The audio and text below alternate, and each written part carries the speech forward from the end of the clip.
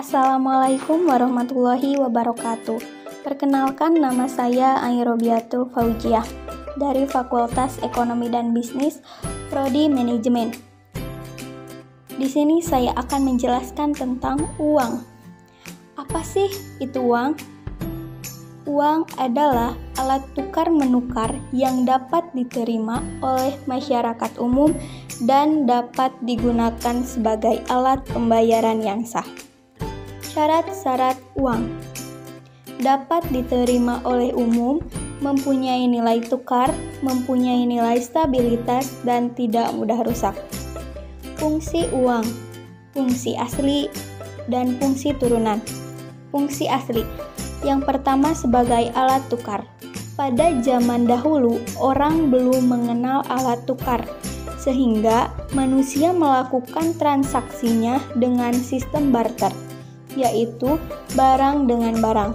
Pertukaran barter sulit dilaksanakan sebab seseorang harus dapat menemukan yang membutuhkan barangnya. Dan sekarang, dengan adanya uang, dapat memudahkan untuk proses pertukaran. Yang kedua, sebagai satuan hitung. Uang dapat digunakan untuk menunjukkan nilai berbagai macam barang atau jasa. Yang ketiga, sebagai alat penyimpan nilai. Digunakan untuk mengalihkan daya beli dari masa sekarang ke masa mendatang. Fungsi turunan.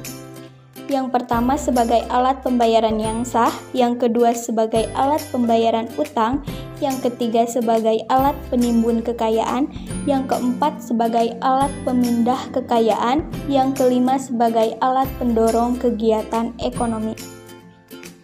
Nilai uang. Nilai nominal, yaitu nilai yang tercantum pada mata uang.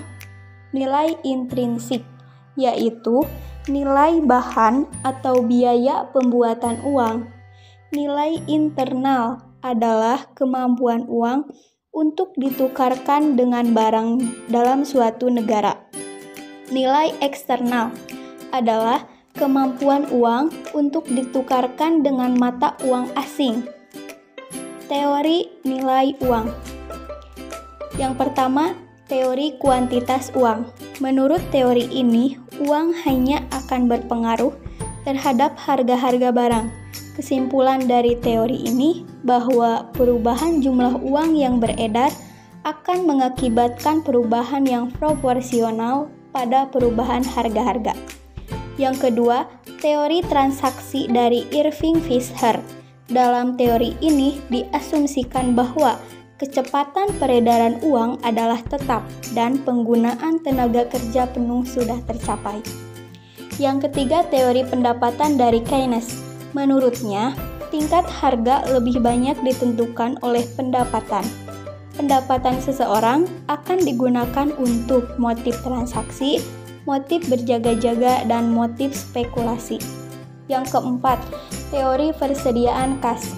Menurut Marshall dan Figou, bahwa keinginan masyarakat terhadap yang di samping untuk transaksi juga sebagai alat untuk menimbun kekayaan.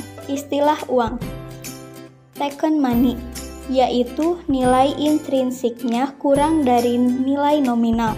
Contohnya uang kertas. Full-bodied money, yaitu uang yang nilai intrinsiknya sama dengan nilai nominal. Contohnya uang logam. Mere money adalah barang-barang uang seperti surat-surat berharga. Devaluasi adalah penurunan nilai mata uang dalam negeri terhadap nilai mata uang asing atas kebijaksanaan pemerintah. Jika penurunan itu terjadi di pasar valuta asing, disebut depresiasi.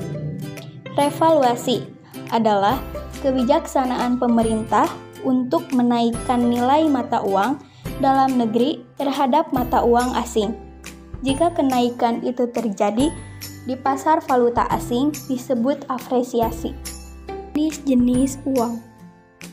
Uang giral yang diciptakan oleh bank sentral atau bank umum, contohnya cek, giro, kartu ATM, dan mobil banking.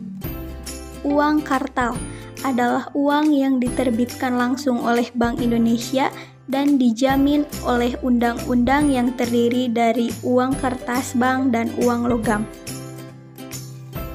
Sekian dari saya. Mohon maaf apabila ada kesalahan. Wassalamualaikum warahmatullahi wabarakatuh.